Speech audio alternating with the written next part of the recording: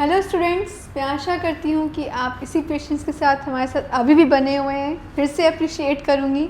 उसके बाद जो अपने टाइम की यूटिलाइजेशन आप सही से करोगे, मैं इसकी भी उम्मीद रखती हूँ आपसे।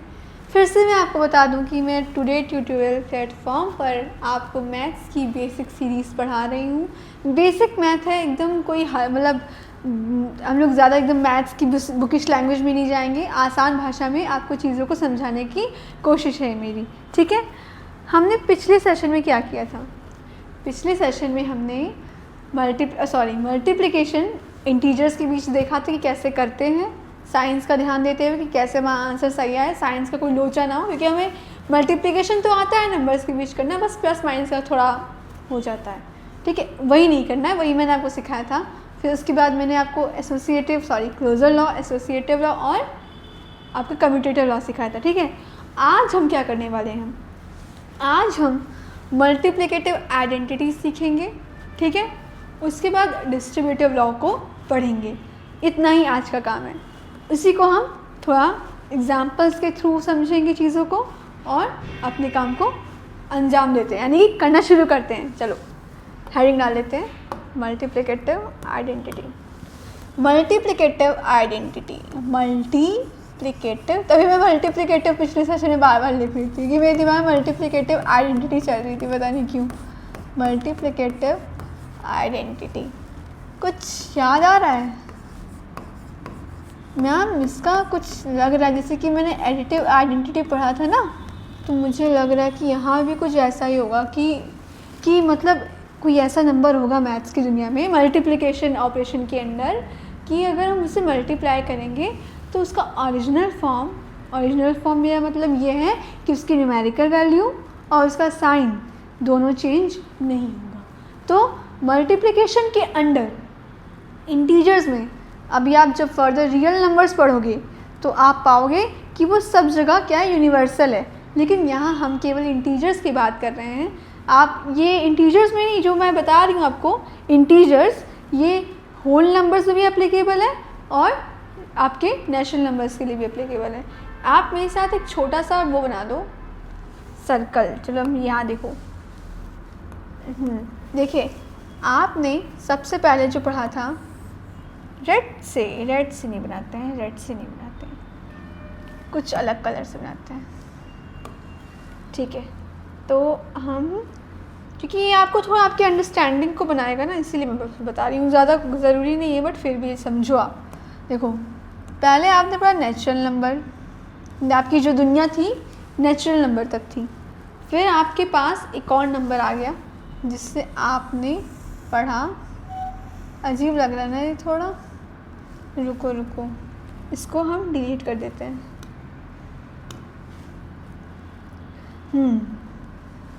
चलो ठीक है। फिर आपने पढ़ा होल नंबर में आपकी बस एक दुनिया थोड़ी सी बड़ी हो गई थी, थोड़ी सी, जिसमें एक ज़ीरो ऐड हो गया था। अभी हम उसको समझाने के लिए, ठीक है। फिर आपने हमारे साथ पढ़ा, क्या पढ़ा? फिर आपने हमारे साथ पढ़ा इंटीजर्स। होल नंबर तो अपने पास था, यानी कि 0 1 2 3 4 5 6 7 8 9 ऑन एंड सो ऑन, ठीक है, आपके पास ये था। फिर आपने के पास एक और दुनिया आ गई। किसकी दुनिया आ गई मैम? नेगेटिव नंबर की। तो आपकी जो पहली दुनिया थी उसमें नेचुरल नंबर था, नेचुरल नंबर, ठीक है। फिर आपकी दुनिया में 0 एक और नंबर आ गया, तो आपकी दुनिया थोड़ी बड़ी हुई और वो क्या बन गई? Whole number. क्या हो गई? होल नंबर, ठीक है। होल नंबर हो गया। अब फिर आपने उसके बाद आपकी दुनिया और थोड़ी बड़ी हुई, जो बन गई इंटीजर्स। क्या हो गई? इंटीजर्स। अभी जब आप फर्दर आगे बढ़ोगे तो आपके पास एक और दुनिया आ जाएगी। वो रैशनल नंबर की बात कर चुके, तो आप ये रैशनल नंबर भी ऐड कर सकते हो अपने गोले में, बट क्योंकि अभी हम यहाँ केवल इंटीजर्स की बात कर रहे हैं तो हमारा मेन फोकस इंटीजर्स पे है, तो ठीक है। हाँ, तो मैं क्या बताई थी? मल्टीप्लिकेटिव आइडेंटिटी बताई थी। मैं ये बताई थी जो लॉज आपके इंटीजर्स में मतलब कि एप्लीकेबल हुए हैं वो लॉ आपके होल नंबर में भी अप्लाई होंगे, नेचुरल नंबर में भी अप्लाई होंगे। वो आप जब मैंने आपको होमवर्क दिया तो आप शायद पाए होंगे कि होल नंबर्स के लिए एडिशन ऑपरेशन में आपका क्लोजर, एसोसिएटिव, कम्यूटेटिव तीनों लॉ सेटिस्फाई हुए हैं बिकॉज ऑफ, क्योंकि इंटीजर्स में हो रहे थे। तो यानी कि आप ये कह सकते हो कि इंटीजर्स क्या है, पापा है, ये उसका बेटा है, यानी कि छोटे छोटे टुकड़े कह सकते हो, ये जस्ट लाइक मानने के लिए। ठीक है, अब मल्टीप्लिकेटिव आइडेंटिटी की बात करते हैं। मल्टीप्लिकेशन ऑपरेशन में यानी कि आपकी किसी भी गिवन इंटीजर में हम ऐसा कौन सा नंबर मल्टीप्लाई करें कि जो आपका आंसर आएगा वो अपना ओरिजिनल फॉर्म यानी कि अपनी न्यूमेरिकल वैल्यू और अपना साइन को चेंज नहीं करेगा। तो वो आपकी मैथ्स की यानी मल्टीप्लिकेशन की दुनिया में वो नंबर है 1। क्या है? 1। क्योंकि आपने जब टेबल स्टार्ट की थी तो सबसे पहले आप क्या बोलते हो? 2 1 ज़ा 2, 3 1 ज़ा 3, 4 1 ज़ा 4, -1 1 ज़ा -1, 1 ज़ा -1, -2 1 ज़ा -2। तो यहाँ पर आपका 1 एक ऐसा नंबर है जो हम जिस गिवन नंबर से मल्टीप्लाई करें तो हमारा जो आंसर आएगा वो वही नंबर आएगा, गिवन नंबर ही आएगा। तो यहाँ पे आप लिख लो 1 इज़ मल्टीप्लिकेटिव आइडेंटिटी।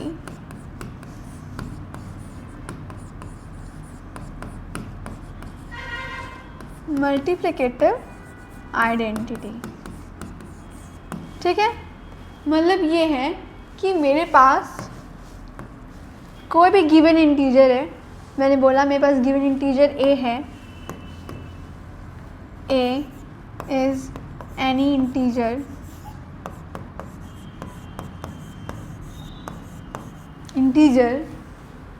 तो मैं a में, यहाँ पे भी साइड मैटर करती है, मैं a में राइट साइड से 1 को मल्टीप्लाई करूँ या a में लेफ़्ट साइड से मल्टीप्लाई करूँ, क्योंकि यहाँ पे मैं डायरेक्शन भी मैटर कर रही है ना। तो आप चाहे राइट साइड से मल्टीप्लाई करो या लेफ़्ट साइड से मल्टीप्लाई करो तो आपका जो आंसर आएगा वो वही आएगा, यानी गिवन नंबर ही आएगा।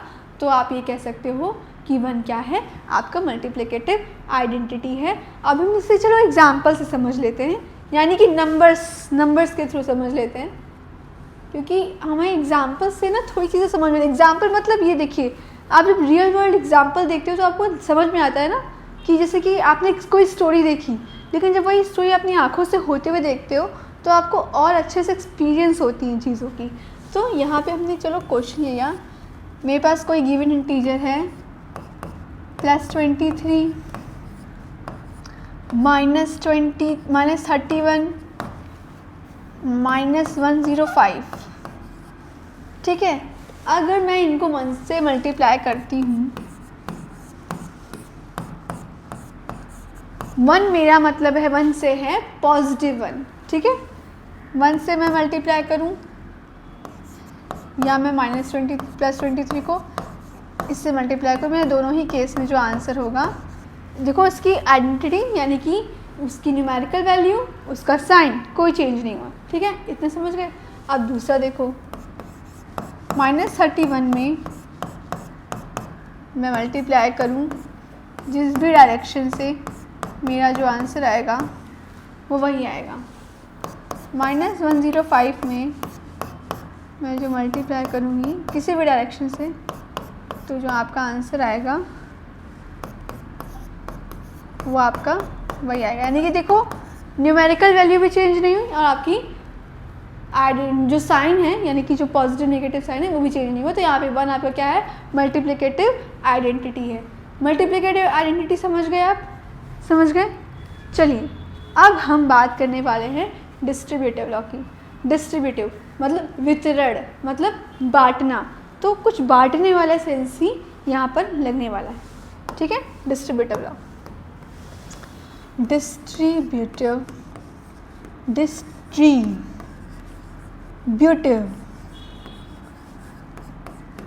लॉ, ये हम दोनों ही के लिए देखेंगे। डिस्ट्रीब्यूटिव लॉ जो भी है, आप जो भी डिस्कस करोगे अभी हम देखेंगे तो उसके लिए आप किसी अंडर ऑपरेशन, जो कोई आपका अंडर ऑपरेशन एडिशन भी हो सकता है और सब्ट्रैक्शन भी हो सकता है। वो दिखता कैसा है पहले आप उसको देख लो, तो आप अंदाज़ा लगा पाओगे कि मैं क्या कहना चाह रही हूँ। मैंने बोला कि मेरे पास A, B and C are any 3 integers, are any 3 integers।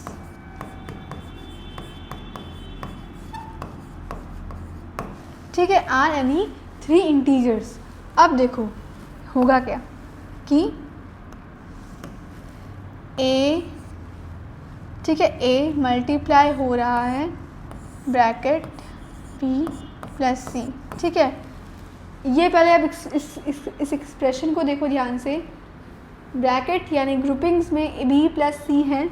ठीक है, ए मल्टीप्लाई हो रहा है ब्रैकेट में। ठीक है, अब देखो इसका जो मल्टीप्लिकेशन ऑफ, अब देखो यहाँ पे देखना, अगर आपका जो राइट हैंड साइड का आंसर और लेफ़्ट हैंड साइड का आंसर सेम आएगा, यानी कि कहने का मतलब मेरा ये है कि आप अगर देखो ब्रैकेट में जब भी कोई चीज़ें आ जाती हैं और ब्रैकेट के बाहर कोई भी अगर ऑपरेशन है, तो जैसे कि आपके घर कोई मेहमान आता है, कोई मेहमान मिठाई लेके आता है, तो क्या होती है, मिठाई आती है सबके मुंह में जाती है ना, छोटे भाई के मुंह में भी जाएगी, पापा के मुंह में भी जाएगी, सबके घर में सबके लिए हिस्से बनते हैं ना। तो यानी कि आपके ब्रैकेट के बाहर एक मेहमान आया मल्टीप्लिकेशन ऑपरेशन के साथ। ठीक है, एक मेहमान आया तो वो बी से भी मिलेगा और सी से भी मिलेगा, यानी कि आपका जो ये ए मेहमान आया है ब्रैकेट के बाहर है, वो बी से भी मिलेगा, ठीक है, और सी से भी मिलेगा। क्योंकि हमारे जो घर में यूनिटी रहती है ना, तो मैथ्स में भी यूनिटी है। तो यानी ब्रैकेट के बाहर ये है कि कोई भी अंदर बाहर बैठा जो भी सदस्य है वो मिलने आया है किसी फैमिली से, तो वो सबसे मिलेगा, बी से भी मिलेगा, सी से भी मिलेगा। यहाँ पे किसी मेहमान को भी समझ सकते हो या मेहमान की लाई हुई मिठाई को भी समझ सकते हो। तो देखो ए बी के साथ भी मिला, ठीक है, एडिशन ऑपरेशन बरकरार रहेगा, क्योंकि जो दोनों के बीच मेनली ऑपरेशन जो यानी कि मिठाई आने पर आप दोनों का जो रिश्ता है वो ख़त्म तो हो नहीं जाएगा। दोनों के बीच जो रिश्ते हैं वो एडिशन के रिश्ते हैं, तो वो तो बना ही रहेगा चाहे मिठाई जैसे भी आई हो। फिर अब ए बी से मल्टीप्लाई हो गया, क्योंकि ए मेहमान बन के आया है किसी परिवार में, तो वो सबसे मिलेगा। अब देखो बी से भी मिल लिया, सी से भी मिल लिया, तो और यहाँ जो उन लोग के बीच जो परिवार के बीच जो यूनिटी यानी जो रिश्ता था वो एडिशन का, वो भी बना रहा। मतलब अब देखो अगर क्या इस तरीके की अगर चीज़ यहाँ पे है सेटिस्फाई हो रही है, यानी कि मैं अगर ए बी सी को लूँ इस तरीके से आंसर निकालूँ या मैं इस तरीके से आंसर निकालूँ, अगर आपके जो दोनों आंसर इक्वल आ रहे हैं तो आप ये कह सकते हो कि यहाँ जो आपकी मल्टीप्लिकेशन जो ऑपरेशन है वो क्या है, डिस्ट्रीब्यूटिव है अंडर एडिशन के। क्या है, अंडर एडिशन के। क्या है, अंडर एडिशन के, यानी कि मल्टीप्लिकेशन ऑपरेशन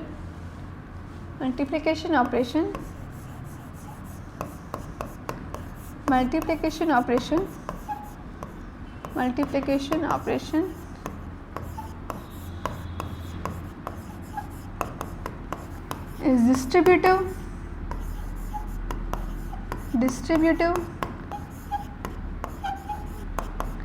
under addition।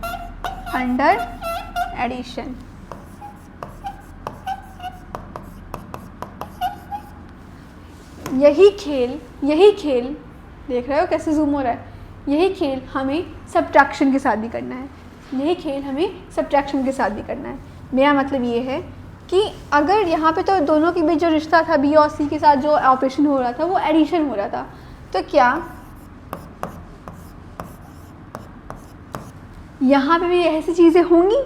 हाँ होंगी। तो देखो पहले मैं यहाँ पे चीज़ों को लिख दे रही हूँ, फिर एग्जाम्पल के थ्रू हम समझेंगे क्या आंसर सेम आ रहे हैं। अगर आ रहे हैं तो अच्छी बात है, नहीं आ रहे हैं तो हम यहाँ पे लिख देंगे is not distributive under addition. अब देखो मेहमान ए आया तो वो बी से भी मिलेगा और सी से भी मिलेगा, ठीक है। और जो दोनों के बीच बी और सी के बीच जो रिश्ता था वो भी बना रहेगा।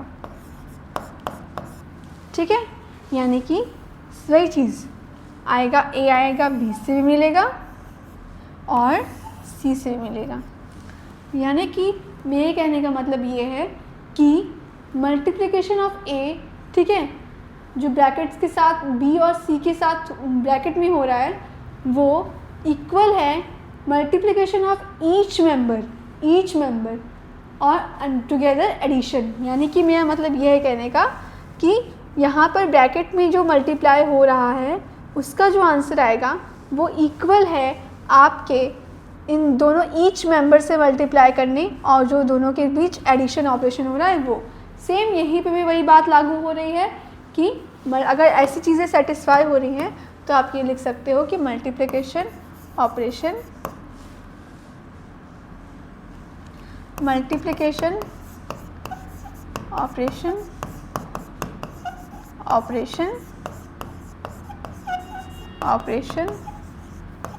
ऑपरेशन is distributive under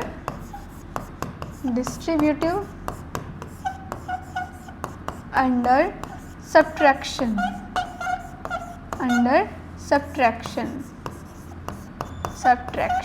ठीक है। अब चलो एग्जाम्पल के थ्रू हम चीज़ों को समझते हैं, ठीक है, चीज़ों को समझते हैं। ये आपने देख लिया, ये डिस्ट्रीब्यूटिव लॉ है। एक केस में हमने जो आपका एक केस एडिशन के लिए है, एक केस आपका सब्ट्रैक्शन के लिए, ठीक है। यहाँ पे जब चीज़ें जूम होती है तो मैं एक बार प्रेडिक्ट करती हूँ कि यहाँ पे अगर किसी की फेस होता, किसी की फ़ोटो बनी होती तो वो कितनी मतलब अजीब लगती है ना। चलिए अब हम एग्जाम्पल के थ्रू समझते हैं चीज़ों को। मैंने बोला मेरे पास एक नंबर है, ए मेरे पास -3 है, बी मेरे पास +7 है और सी मेरे पास +5 है, ठीक है। अब हम जा रहे हैं अपना डिस्ट्रीब्यूटिव लॉ अप्लाई करने। पहला केस अप्लाई करते हैं, ठीक है। केस फर्स्ट से मेरा मतलब है मैं जा रही हूँ पहले अंडर एडिशन को देखने, फिर केस सेकंड में हम अंडर सब्ट्रैक्शन को देखेंगे। ए यानी कि -3,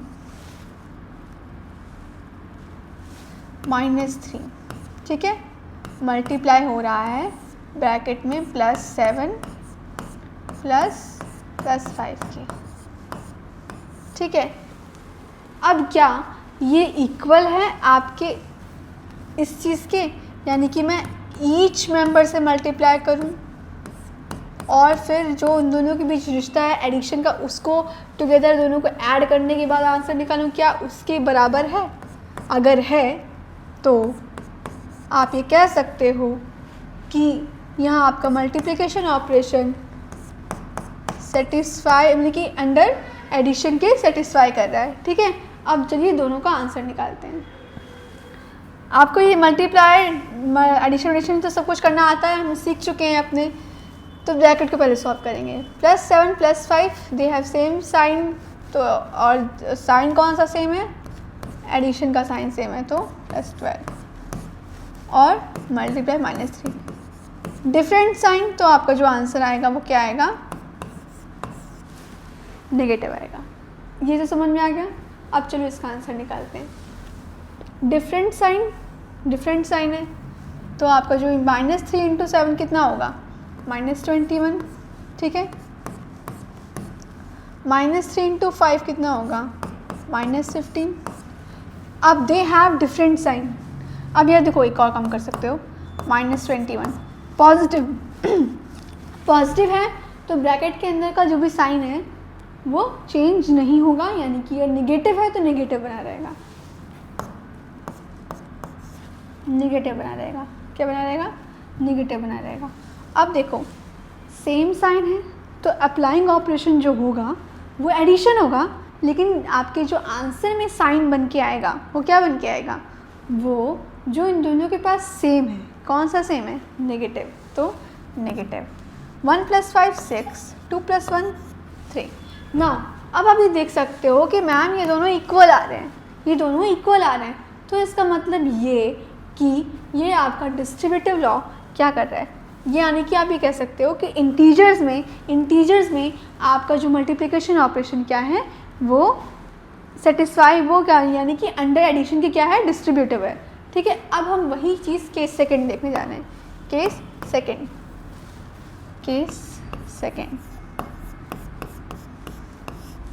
ठीक है। अब हम वही ABC लेंगे जो हमारे पास है। अब हम जाए देख रहे हैं अंडर सब्ट्रैक्शन के, यानी कि क्या है, -3 मल्टीप्लाई ब्रैकेट में -7 मल्टीप्लाई देखो मैं मल्टीप्लाई लिख रही हूँ, -+5। अगर मैं मल्टीप्लाई लिखती तो यहाँ पे एसोसिएटिव हो जाता ना, इसीलिए मैं हम यहाँ पे डिस्ट्रीब्यूटिव देख रहे हैं ना, डिस्ट्रीब्यूटिव।